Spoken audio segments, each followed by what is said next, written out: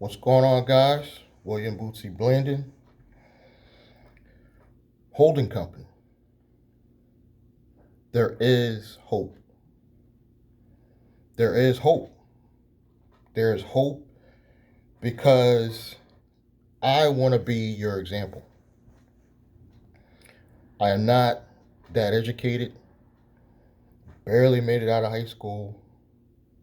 For those of you new to the channel, just so you got an idea of, I'm showing receipts.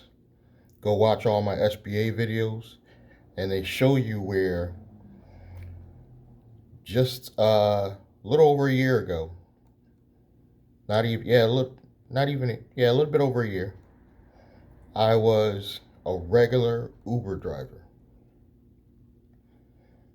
Granted, I did have my YouTube channel, and I did have previous businesses, so I want to be transparent. In the past, I did have businesses that pretty much failed, but I was in my last retail job when I stumbled upon, I always knew how to set up LLCs, but I stumbled upon the idea of corporate credit. I always knew about business credit, but I never knew about corporate credit, where you're actually able to, after you form business credit, let me tell you the difference. Business credit, and this is only my definition, business credit is credit that is based on your business, but you're still guaranteeing it. If that makes sense. Like, you're still putting your social security number down as guarantee that if it defaults, you're on the hook for it. But it doesn't show up on your personal. That's business credit in my mind. Corporate credit in my mind is not even where you even have to sign your social security number. That's usually the trade lines, like the Home Depots and stuff like that. Later down the line, that will come in handy. But you can actually build corporate credit. Once you build up some good business credit, and they see that on your business, you will actually build corporate credit. This is why I think having a good personal credit score is going to help in this journey. But I just want to let y'all know that for transparency, I did have businesses in the past that failed, but this time around, I was a regular Uber driver. I think I want to say I started in late 2017, becoming an Uber driver when the money was still good, guys. Fast forward the pandemic. And up until the pandemic, guys, I'm not going to lie to you, I was struggling. I had a failed business. I was literally living in a room. I left my home after my grandmother's death. It's a long story, but I was living with my brother, my mom, my grandmother. Everything fell apart. Nobody wanted to pay anything. We had a failed business, me and my brother. So I ended up in this room in Bridgeport, Connecticut, with this Puerto Rican lady. About my age. I want to say a year or 2 years younger than me. That's when I hit rock bottom. I was like, Will, you got to come out of this. You got too much knowledge to be sitting in here in this room and just dealing with your fate of being a loser, nobody, can't even have sex because it's a room. Like, she literally she can hear me snoring in the next room. And yes, I did hear her having sex with somebody. That's how degrading my life has come to. So you could pretty much, I'm just giving you an idea that I hit rock bottom. But I was always smart enough with business that I gotta figure a way out of this. I was like, you're too smart for this. Not educated because I barely made it out of high school. I didn't go to college, but I was crafty with coming up with ideas and loopholes and strategies. And the pandemic hits. I couldn't even be scared, guys, because I was so broke. I was out there driving at night, and I hated driving at night. Driving at night just to pay my $400 a month rent to pay this lady. And I can't, I don't want to say it was definitely just Meet Kevin on YouTube, but it was several YouTubers talking about this SBA funding that was coming, this EIDL loan. I want to say I was one of the first people to apply for in the first grouping anyway, of the first EIDL loan. I was on it, guys, because I stayed on YouTube. And this is what I keep telling you, Uber drivers. You gotta watch YouTube and stay up to date. Watch the Rideshare Professor.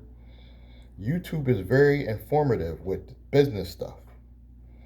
So because I'm always on YouTube, I'm able to catch this information. Remember, I'm a broke Uber driver. I mean, broke. You know, I get on this earlier, and I get my first 17K from the SBA funding pretty fast. And my credit was shot. I want to say I was at a 570 credit score that all this EIDL funding is based on. And I show videos on the channel, so I'm showing you proof. And I'm showing you right in the portals, the real SBA portal. I'm showing it to you. You know, later I got the increase on the loan to 24 months. It first went to 6 months to 24 months.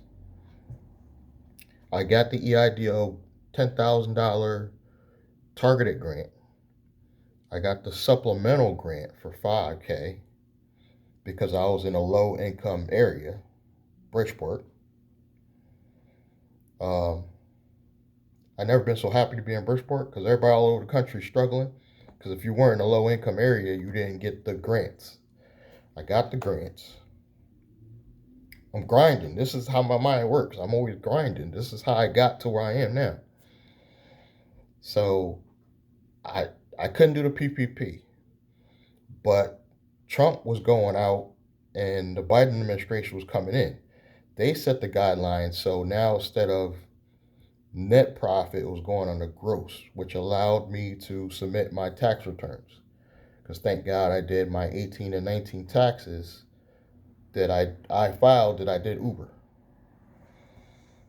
So all this government funding, fast forward to now, I've gotten probably close to about 90K liquid cash from the SBA and the PPP loans and grants. I probably got close to 100K. Also with that, during my downtime, because people like Glenn and Karen be like, you need to be doing something while you're sitting around, not driving. I quit driving because of the pandemic. I was learning. I'm learning technology. I'm sitting in the house. I'm learning about these different softwares to automate your business. I'm teaching myself. So yeah, I'm not educated, college educated, or even school minded. I hated school. But when it comes to this grinding and getting this money, I educated myself. I started learning different softwares. Guys, I can't even type. I'm like this, but I'm getting it done. Fast forward to today, I have a holding company that's actually paying me in Navy Federal. I'm on payroll, so I'm legitimate now. You know, I have a holding company course. You know, I've got some side things going like World Crypto Life. The links for that if you want to check that out. So I've got some stuff going now. I'm at about, I want to say 3K a month I'm putting into my holding company, which is in turn just paying me back.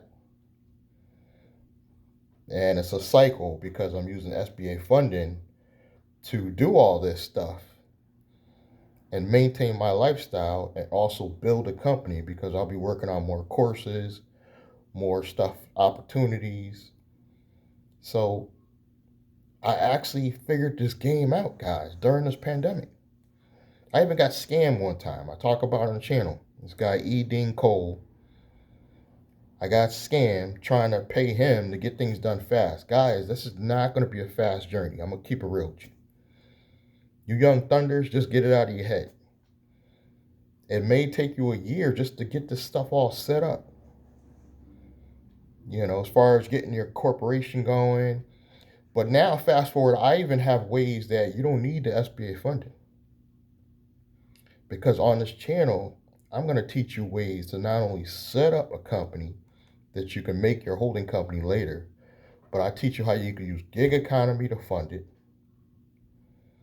You could do some other stuff like I'm into, like World Crypto Life and some cryptocurrency stuff also.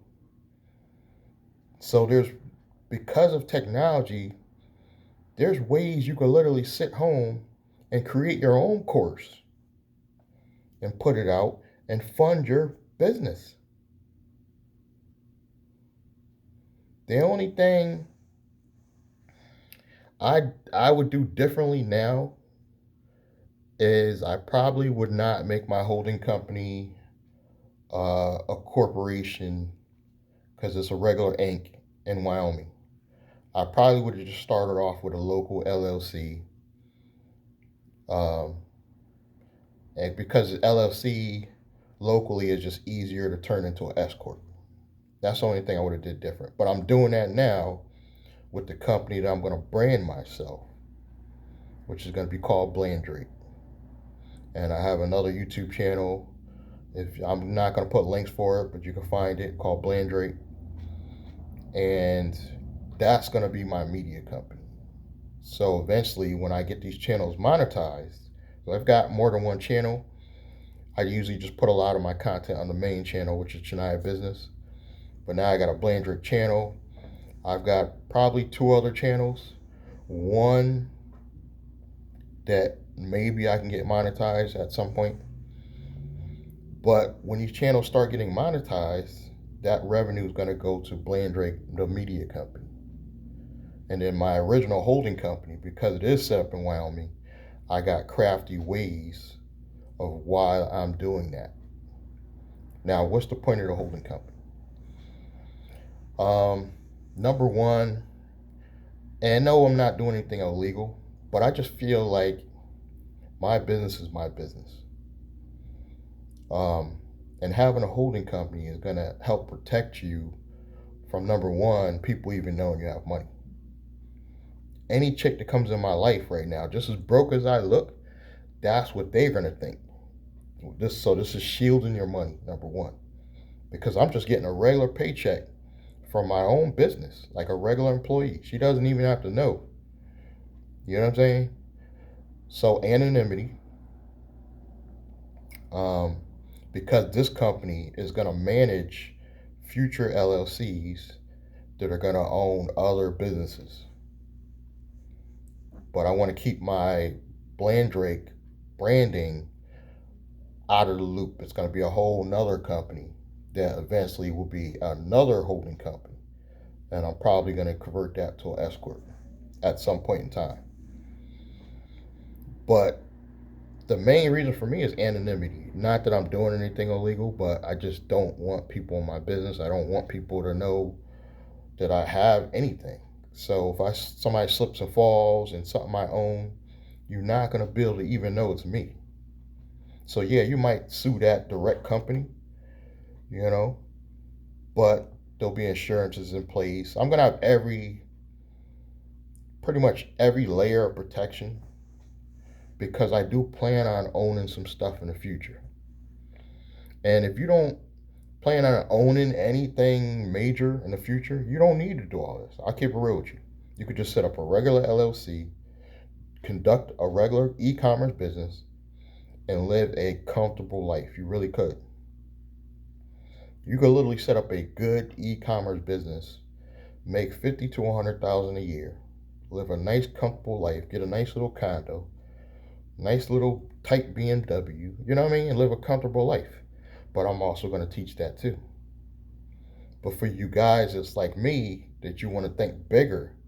There's going to be opportunity to not only let's talk about it, but let's be about it. Meaning you guys could get in on a one-on-one partnership with me if you got some money to bring to the table.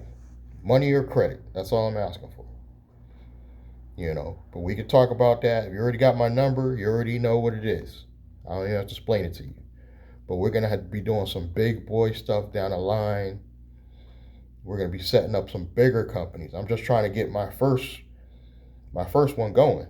And it seems like I'm going fast, but guys, my original holding company, I got Navy Federal, I let that season for a whole year. I just kept putting money in it. Whole year. Just while we're going through this pandemic. I'm just putting money in it. And now I'm coming on time where it's time to get going with the credit. And I position myself in Navy Federal on purpose. So I have 2 personal accounts and 2 business accounts in Navy Federal right now. And that's going to give me the data points I need to go after their business card later. Right now I have one Navy Federal card. I got the cash rewards card. I got a little bit over 5K. And then they're automatically going to increase that every year. They're going to keep increasing that line. You can get them up to, I think, 50K. I think you can have up to 3 personal Navy Federal cards. And I don't know how many they have on the business side, but you can only have up to 3 on the personal. So I can get the 2 with 250K because they're going to just keep building it.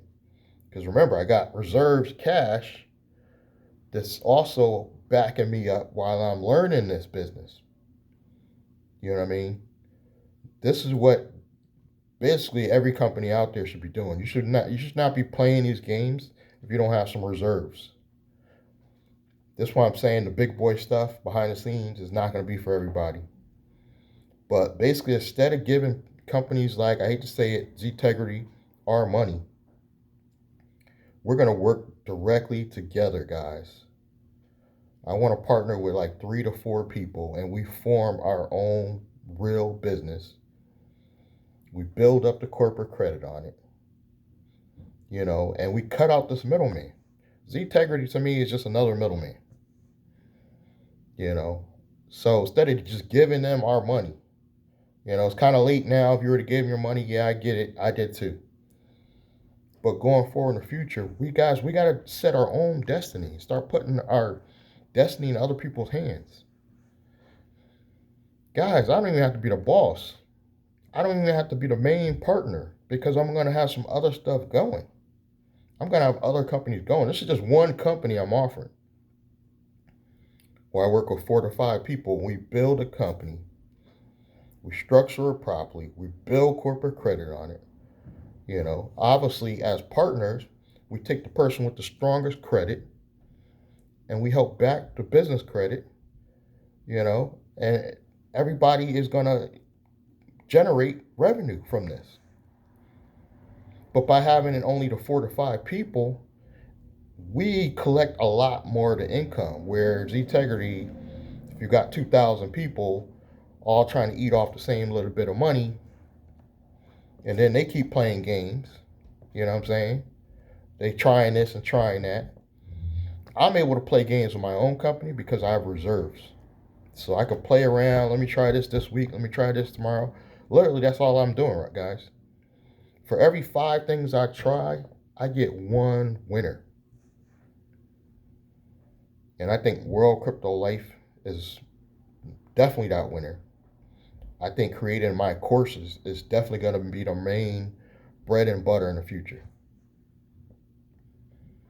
I'm going to create a really good, I'm going to have my media company market this stuff through the YouTube channels, the traction marketing, and build the course funding will go to my holding company. But my media company is later, when it's making about 40 to 50K, you convert that to a S corporation and you will save on taxes. And then that'll be the company I brand myself with. You got to have at least one company. You kind of put yourself out there and you brand yourself. But your holding companies, your other holding companies, you want to keep quiet because they're going to probably own property. The one you brand yourself with, you can have companies under it, but you don't want to put any physical property under it. Because it's going to be too much liability. But it's just going to be able to manage and control other companies.